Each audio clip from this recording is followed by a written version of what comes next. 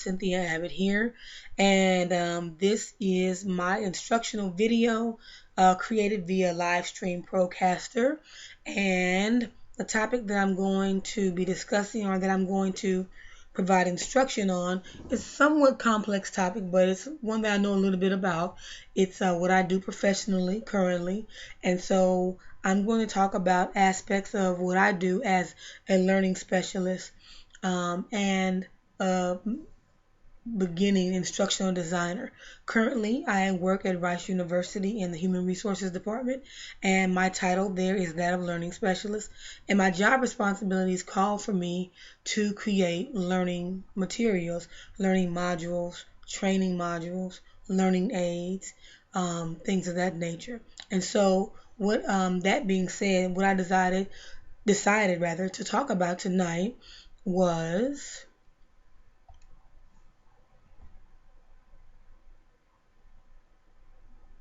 the ADDIE design method.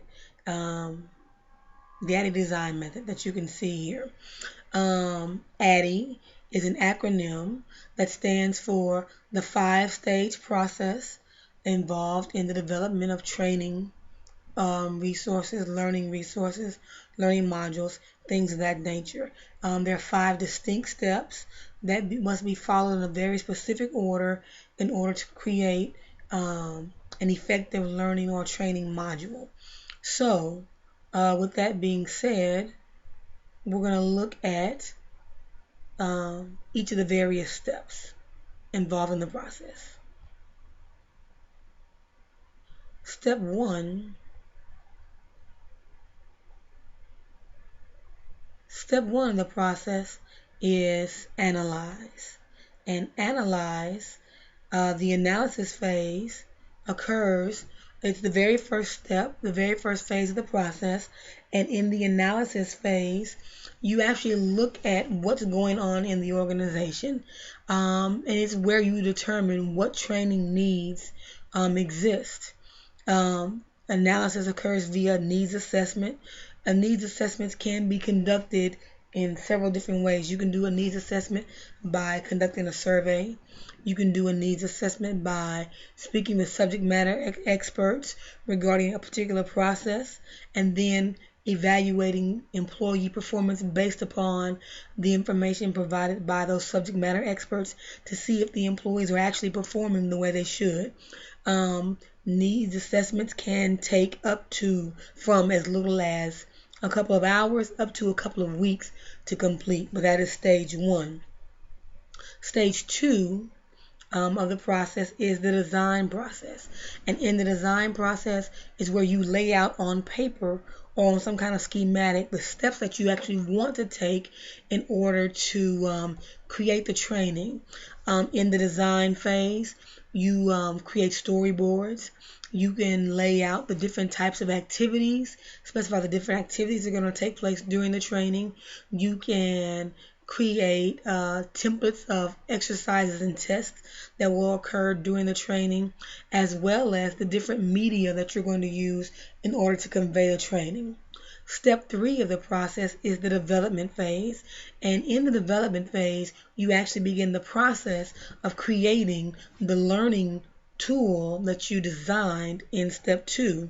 So in the development phase, say for example, if I'm going to create a web-based module, and I'm using Articulate Storyline, or if I was using PowerPoint, in the development phase is where I actually begin to either create my PowerPoint slides or to actually begin crafting my Articulate Storyline, getting my characters together and the screenshots and the different interactions that I wanted to put into the storyline. Step 4 of the process is the implementation phase. And implementation calls for you to do one of 2 things. During the implementation phase, you either pilot the training that you've developed in step 3 with a pilot group to see whether or not the training produces the outcome that you want to produce, or you actually go ahead and implement the training organization-wide to the people who need the training, who need their skills developed, or need to receive the new information. And following the implementation phase, you go right into the evaluation phase. And evaluation is where you actually look at whether or not the outcomes and the results that you want to produce by implementing the training were actually achieved. You can evaluate or determine the success of a training via three forms of evaluation primarily. That be a change in behavior, a change in attitudes, and a change in employee performance. Those are the three primary means by which evaluation occurs. Sometimes during the design process, instructional designers actually include an evaluation step between the design and the development phase, just to make sure that they have all the necessary components laid out that are necessary to achieve the results that they want to achieve. Well, this is a really quick, real brief presentation of the ADDIE design method. Again, it is one of the primary design methods that instructional designers use in order to create training modules, training tools, and training resources. Thank you for your time.